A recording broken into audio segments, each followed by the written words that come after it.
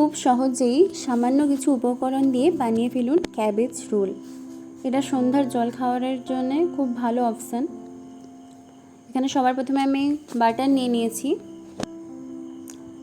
বাটারটা গলে গেছে। এবার আমি এর মধ্যে দিয়ে দিলাম আদা, এটাকে ছোটো ছোটো করে কেটে রেখেছিলাম, বাটা যাবে না। এরপর দিয়ে দিচ্ছি কেটে রাখা লঙ্কা, আর এখানে দিয়ে দিচ্ছি চিকেনটাকে আমি সেদ্ধ করে ছাড়িয়ে রেখেছি।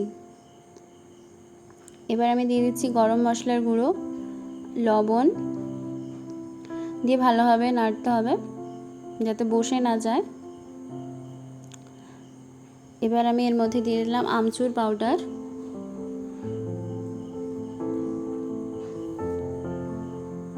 আর দিয়ে দিলাম চিলি ফ্লেক্স।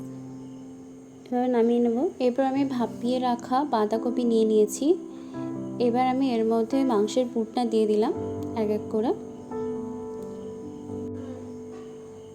এভাবে চারপাশে এভাবে বন্ধ করে নিতে হবে যাতে মাংসের পুরটা বেরিয়ে না যায়।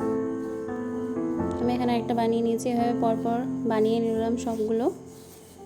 এবার আমি এগুলোকে প্রথমে ময়দা মাখানো জলে, তারপর গিয়ে ব্রেড ক্রাম্বস দিয়ে গুঁড়িয়ে নিয়েছি। এবার কড়াইতে সাদা তেল দিয়ে দিলাম।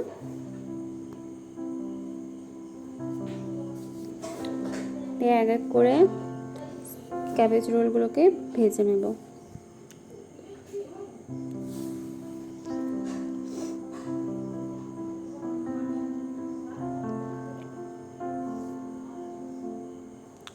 এভাবে উল্টে পাল্টে ভালোভাবে ভেজে নিতে হবে।